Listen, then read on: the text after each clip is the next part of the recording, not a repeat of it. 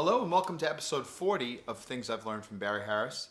Today, in keeping with the idea of looking at movement, I thought we would look at the 3 chord, going to the flat 3 chord, going to the 2 chord, which happens a lot. So for instance, if we take, and for this episode we'll talk about the key of G, we got the 3 chord, which is B minor, or B minor 7, going to B flat minor 7, going another half step down to A minor 7 to D7. So like,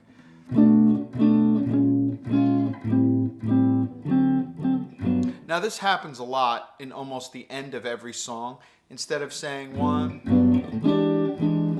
6 2 5, sometimes they do 3 6 2 5, right? But instead of saying 3 6 2 5, sometimes they do this.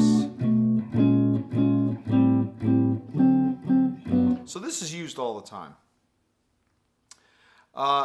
2 things that Barry talks about with this movement in particular. And for this particular episode, we're just going to talk about those chords, each of them being 2 beats. Now there's different ones where they're also 4 beats, but that's a slightly different thing that you can look at. Let's just take these 2. So you got B minor. So you have to know the 2 things he likes you to look at sometimes when describing this, and these aren't the only things to look at, but these are 2 nice things to look at. This B minor 7, he sees this as 2 things. He sees it as a B minor arpeggio, but he also sees it as a D major arpeggio. So he thinks that you should see these, which is the B minor. I'll invert.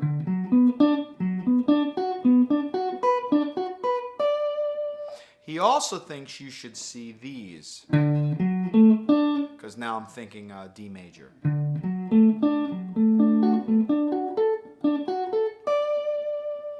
Now, if you think about that for all 3, that's B minor and D major. And then this one would be B flat minor, D flat major. And this one would be A minor, C major. So think about all those notes and think about how we can trigger coming up with lines for those. So sometimes if you say, okay, well, let's just start on, let's say, the 5th of B minor. 1, 2, 3, 4.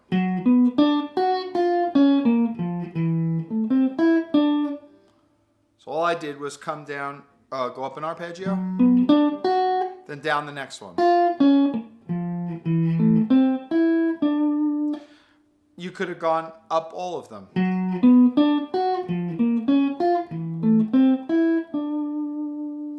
You could have gone down all of them.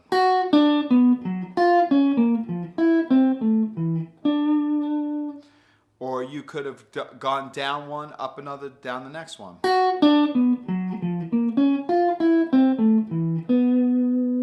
See, all these different ideas for the same exact thing. Let's put a triplet between the major 7th and the tonic of the G major.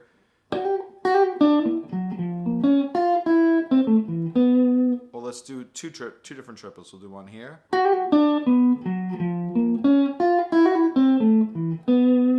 Those are nice phrases. So if you got 1, 2, 3, 4.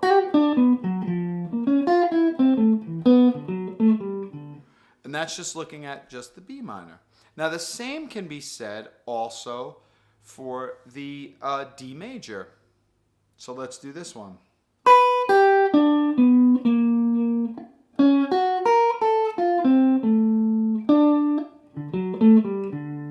Or we'll look at, actually I'm sorry, not that was not D major. Let's look at D major for a second. Let's do.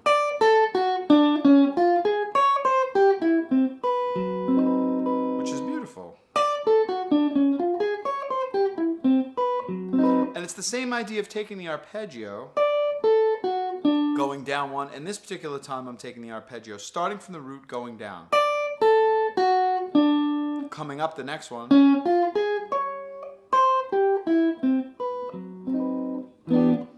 Those are really nice.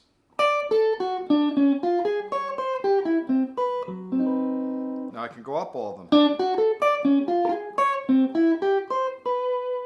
I can also go up one, down the next one.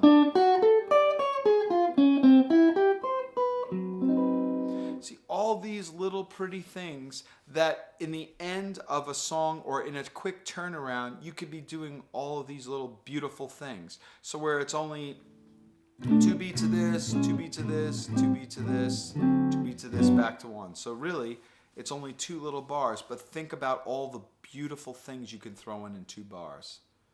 Just really beautiful things that you could do. So now that was just the one from the tonic. I was thinking about the tonic. Let's think from the third.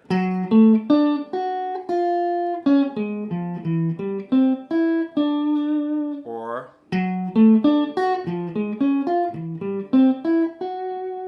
any of these. Dee-da-dee-da-dee-da-dee-da-dee-da-dee-da-da. Those are beautiful. Start from the 5th.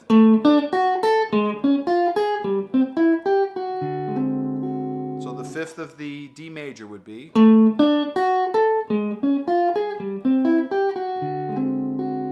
So now let's do the first one up, the second one down.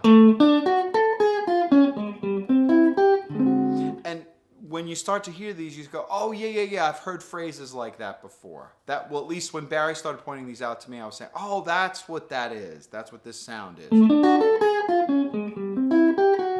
Now, just to get you started, you're going up one, down another, you're doing exactly the same thing. But then you start to create lines with them. And not to say that those aren't lines, those are beautiful lines. But you can also start to put them together where maybe you go down one.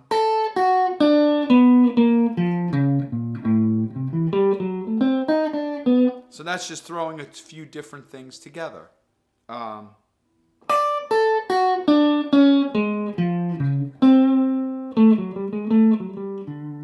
that time I came down the C major one.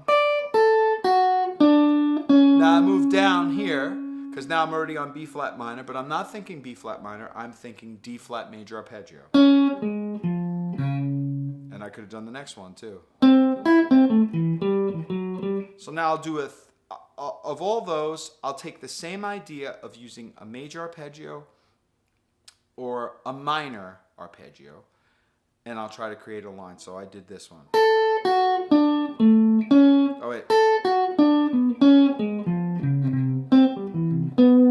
Or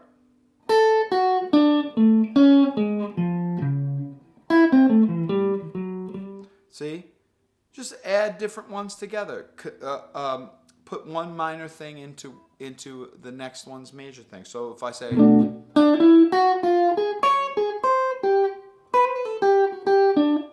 that was a nice one. So 1, 2, 3. So that time I came up the B minor. I went down a half a step because now I'm thinking B flat minor, but instead of thinking B flat minor, I'm thinking that D flat major. So let's see.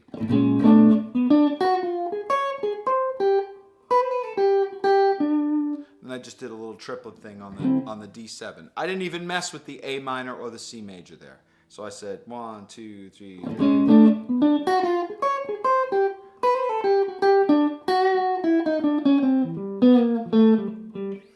So these are little tiny things that you start to discover, and you start to feel 2 beats of this, 2 beats of this, 2 beats of this, or 2 beats, 2 beats, and then 4 beats of this full thing, this A minor 7 to D7. Again, this is not the only way you can look at it, but these are nice little ways to start creating your own lines using these things. So for the B minor, it's D major arpeggio and B minor arpeggio. For the B flat minor, it's D flat major arpeggio and B minor arpeggio. For the A minor, it's C major arpeggio and A minor arpeggio. Okay, so I hope that's been helpful. I'm going to try to make a few more, but people were asking me about little turnarounds, and that's an important turnaround that happens in a lot of songs. So I hope you enjoyed this episode, and yeah, have fun practicing your 3 to flat 3 to 2 movements. Thanks.